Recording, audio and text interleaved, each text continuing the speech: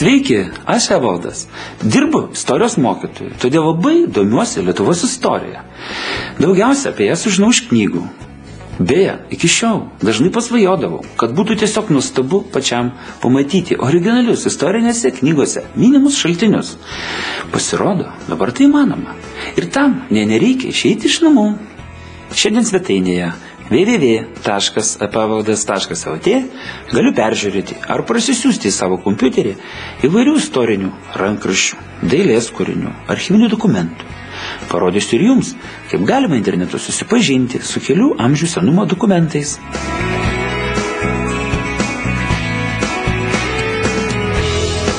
Taigi svetainė www.epavaldas.lt tikras lobynas. Įrašykime šį adresą naršyklės adreso laukelyje. Na, pradinis puslapis yra gan lakoniškas. Matome paieškos sistemos langą. Tačiau prieš ko nors ieškant, siūlyčiau daugiau sužinoti apie šį projektą. Reikia spausti štai čia. Perskaitę čia pateiktą projekto aprašymą, daug geriau įsivaizduosite, ką šioje svetainėje galite rasti.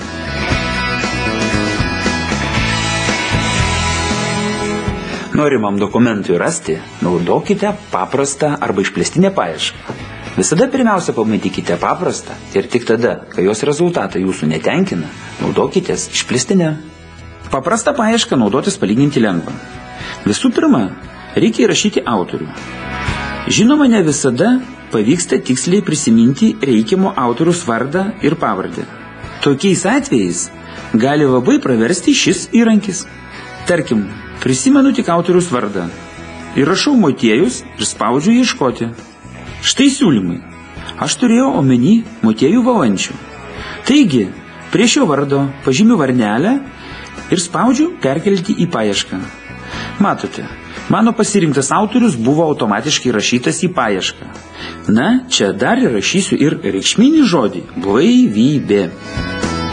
Beje, ieškoti reikimo dokumento galima užpildžius vos vieną laukelį. Tačiau paieška bus greitesnė, jei nurodysite daugiau tikslios informacijos. Norėdami atlikti tikslesnę paiešką, naudokitės išplėstinės paieškos langų. Reikia paspausti štai čia. Dabar galite nurodyti daugiau kriterijų. Pasirinkti kalbą. Pažymėjus šias varneles galima pasirinkti, kur bus ieškoma saugomų dokumentų. Bibliotekose, archyvose ar net muziejuose. O šios galimybės naudingos, jei į paieškos langelį įvedami keli žodžiai. Taškelį padėjus čia, sistema ras tik tuos tekstus, kuriuose yra visi įrašyti žodžiai. O pažymėjus šį pasirinkimą, visus dokumentus, kuriuose yra bet kuris iš įvestų žodžių. Bet manau, kad šį kartą mums užteks greitosios paieškos. Todėl grįžtu atgal ir spaudžiu ieškoti. Oho! Apie tokį dokumentų sąrašą prieš keletą metų galėjau tik pasvajoti.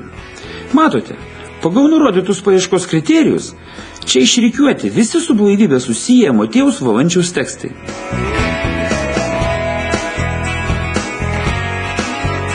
Na, sąrašas tikrai įspūdingas. Be to, prie kiekvieno dokumento ar leidinio nurodomas jo pavadinimas, leidimo metai ir apimtis. Daugiau apie dominantį kūrinį galima sužinoti iš jo aprašo. Apraše matome pasirinkto dokumento pavadinimą ir kalbą, kuris buvo spausdintas, jo puslapių skaičių, dydį, leidimo metus. Taip pat nurodyta, kur saugomas dokumento originalas. Šiuo atveju nacionalinėje bibliotekoje.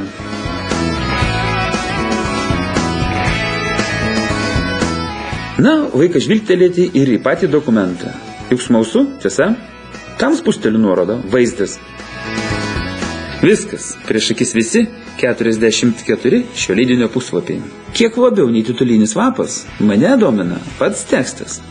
Norėdamas atversti kitą puslapį, spaudžiu šią nuorodą. Taip versdamas puslapį po puslapio, galėsiu perskaityti visą knygą. Kągi, bent trumpai papasakojau ir jums, kaip naudoti svetainę www.epavaldas.lt. Linkiu sėkmingų paieškų ir esu įsitikinęs, kad tikrai rasite įdomių dalykų.